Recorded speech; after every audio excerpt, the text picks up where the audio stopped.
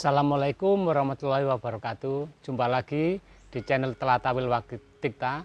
Kali ini saya akan mereview, menerangkan tentang sebagian dari sisa-sisa peninggalan era Dongsong. Yaitu era Dongsong itu sebelum logam besi ditemukan, yaitu zaman sebelum ditemukannya logam besi. Jadi istilahnya setelah zaman batu, terus zaman perunggu, habis itu baru zaman besi. Nah, ini di era Dongsong itu peralatan ataupun sarana-sarana untuk upacara dan sebagainya itu biasanya dibuat dari bahan-bahan perunggu, logamnya itu logam perunggu. Jadi era Dongsong itu maksudnya suatu kebudayaan yang dibawa dari Indochina menurut buku-buku sejarah ya, yaitu masuk ke Nusantara melalui beberapa jalur. Ada menurut buku sejarah itu ada dua jalur, jalur timur maupun jalur barat. Nah, ini yang ada di depan pemirsa ini temuan di era Dongsong di daerah sekitar Nganjuk, yaitu temuan darat, dan juga ada beberapa ada satu yang temuan sungai. Kapak ini tergolong kapak corong. Kapak corong itu ada yang kecil dan ada yang besar. Yang besar ini biasa disebut kapak candrasa. Kita bahas satu persatu, mulai yang kecil dulu.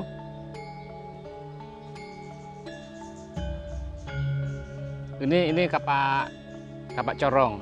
Ini sering ditemukan di daerah Sungai Brantas ataupun di darat. Kalau ini temuan sungai ini, karena patinasinya beda dengan temuan darat.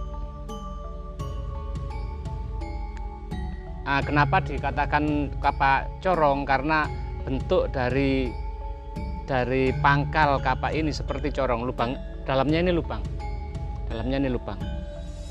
dan ini membentuk V seperti corong.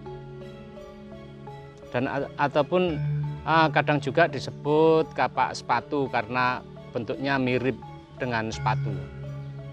Oke, berikutnya saya jelaskan yang ini, yang ukuran agak tanggung ini.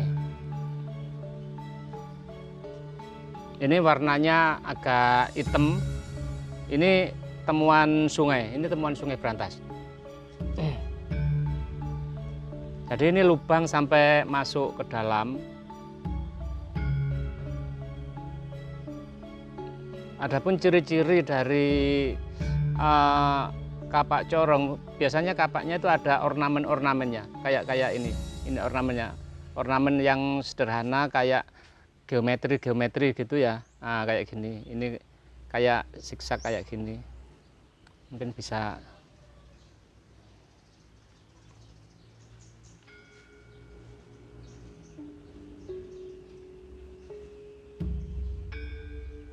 Ini temuan Sungai Brantas karena warnanya juga menunjukkan warna dari temuan sungai, karena ini kalau temuan sungai biasanya lebih hitam.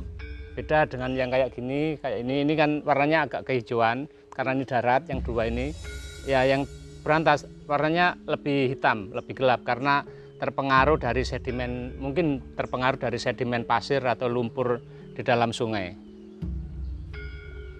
Ini patinasi yang tidak bisa kita buat dalam waktu yang singkat. Sangat alami sekali patinasinya. Ini bentuknya mirip kayak bulan sabit ya.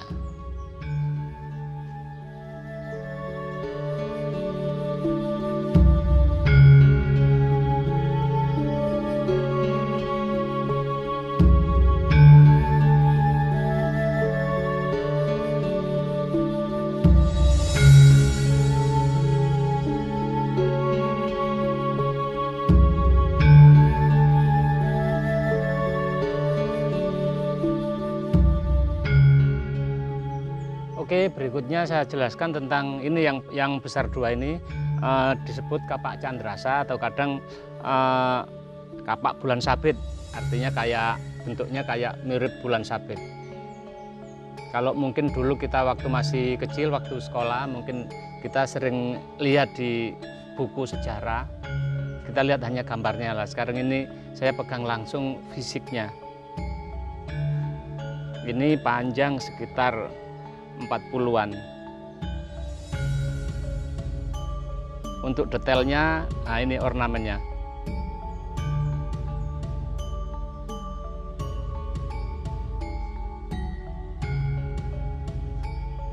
Ini ornamennya kayak garis-garis gitu ya, sangat indah sekali.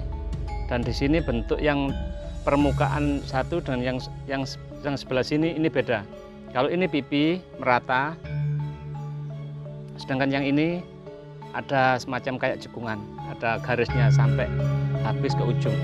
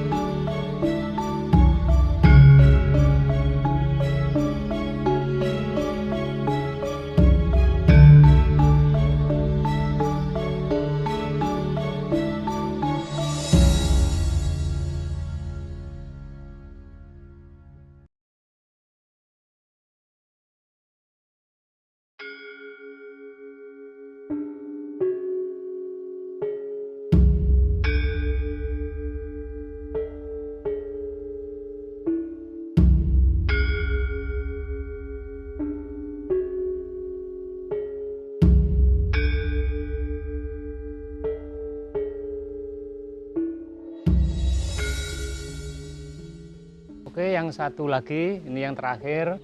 Ini sebenarnya ukurannya, bentuknya sangat mirip sekali dengan yang ini, cuman ada perbedaan warna di patinasi. Dan ada beberapa ini yang lebih agak jarang ditemui. Biasanya kapak candrasa itu antara sisi permukaan yang satu dengan yang baliknya itu ada perbedaan. Ya, seperti ini tadi, yang satu ada motifnya, yang satu polos. Sedangkan ini dua-duanya motif. Ini motif. Sampai ujung, nah, kita baliknya juga motif. Ini keunikannya, karena rata-rata biasanya kapak corong itu antara satu sisi dengan sisi baliknya beda. Yaitu kayak ini tadi. Ini tadi motif yang sini, yang sebelah sini polos, tidak ada motif. Untuk pangkal di bagian pegangan, motifnya bolak-balik tembus, artinya dua-duanya bermotif.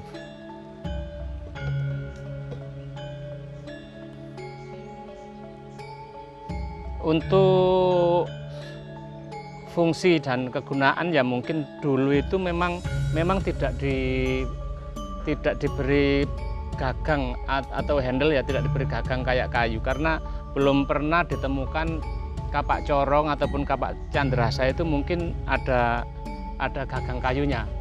Karena apa? Kalau misalnya ini dikasih gagang kayu, toh ini masuknya juga sempit sekali. Masuknya dalam ini sempit sekali.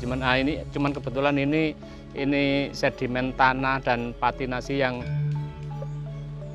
ribuan tahun nggak bisa dibersihkan, memang dibiarkan ontetik seperti ini.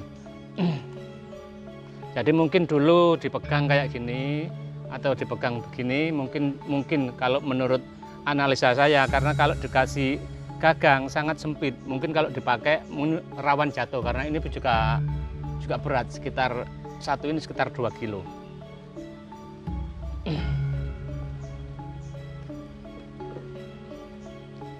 Sedangkan kapak candrasa maupun kapak corong, kalau menurut saya amati, mungkin zaman dulu itu suatu alat atau suatu perlengkapan untuk media upacara. Misalnya upacara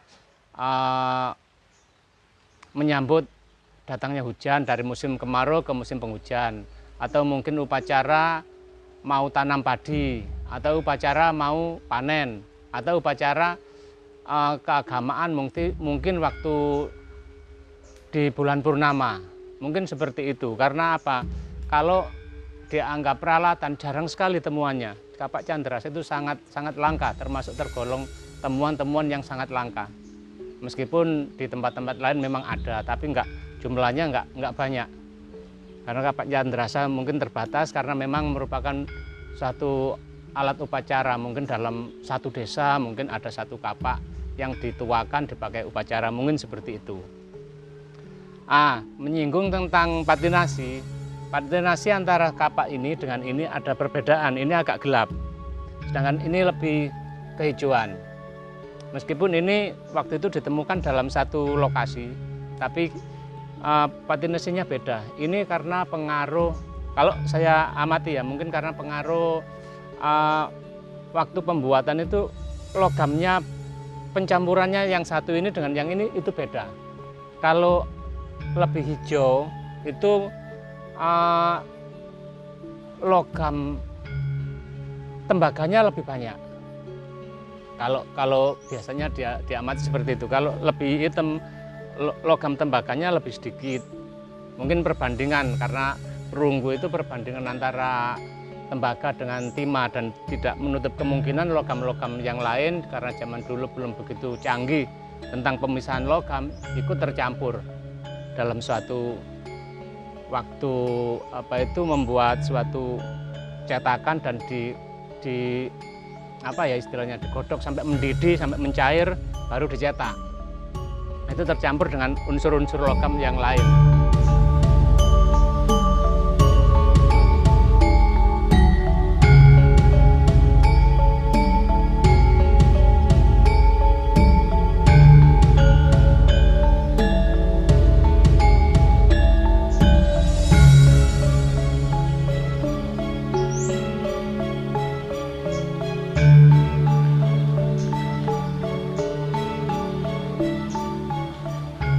Oke, demikianlah teman-teman sekilas penjelasan dari saya tentang kebudayaan Dongsong yang ada di Nusantara, yang ada di negeri kita, merupakan suatu khasanah kebudayaan yang sangat adiluhung.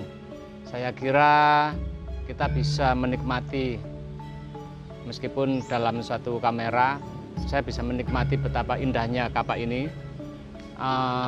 Dari review saya kali ini, saya akhiri sekian dulu. Saya Rahmat Basuki.